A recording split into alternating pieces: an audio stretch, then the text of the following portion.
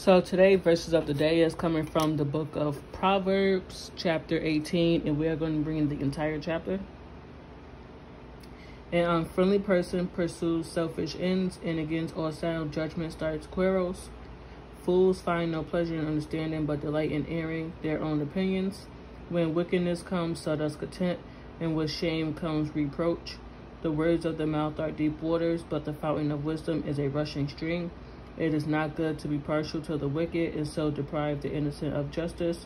The lips of fools bring them strife, and their mouths invite a hearing. And their mouths invite a beating, Lord Jesus. The lips of fools bring them strife, and their mouths invite a beating.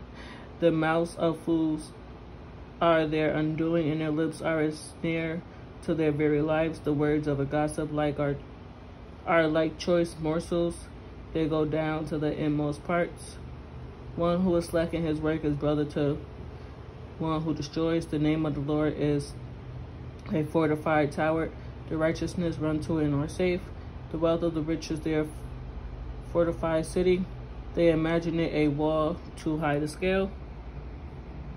Before a downfall, the heart is haughty, but humility comes before honor. To answer before listening, that is folly and shame. The human spirit can endure in sickness, but a crushed spirit who can bear?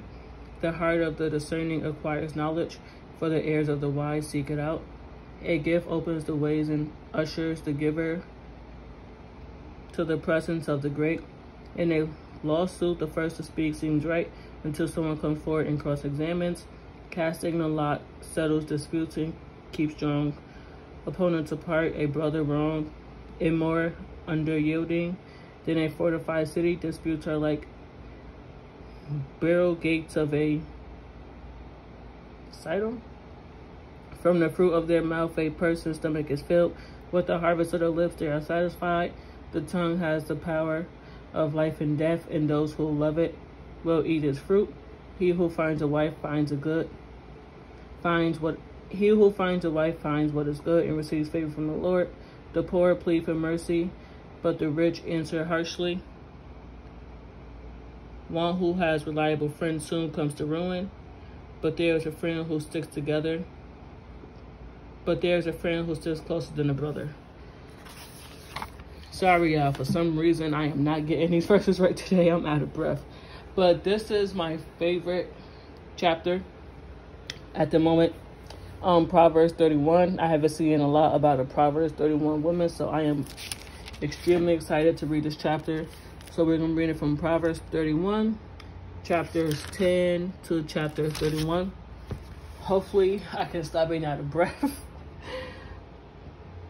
A wife of noble character who can find she is worth far more than rubies, Lord Jesus. Her husband has full confidence in her and lacks nothing of value. She brings him good, not harm, all the days of her life. She selects wool and flax and works with eager hands. She is like the merchant ships bringing her food from afar. She gets up while it is still night. She provides food for her family and portions for her female servants. She considers a field and buys it. Out of her earnings, she plants a vineyard. She sets about her work vigorously. Her arms are strong for her task. She sees that her trading is profitable, and her lamp does not go out at night.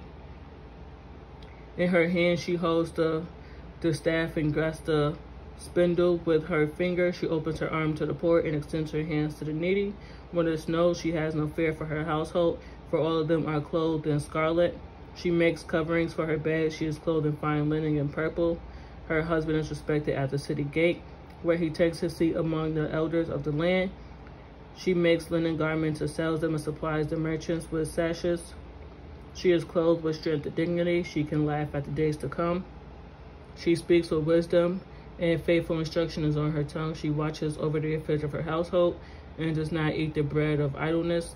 Her children arise and call her blessed. Her husband also, and he praises her. Many women do noble things, but you surpass them all. Charm is deceptive and beauty is fleeting, but a woman who fears the Lord is to be praised. Honor her for all that her hands have done, and let her works bring her praise at the city gate. Yeah, I like that chapter. The last the last verses we're going to be reading is coming from the book of Matthew, chapter 11, verses 28 to 29. Verses 28 to 30, I'm sorry. Come to me, all you who are weary and burdened, and I will give you rest. Take my yoke upon you and learn from me, for I am gentle and humble in heart, and you will find rest for your souls. For my yoke is easy and my burden is light.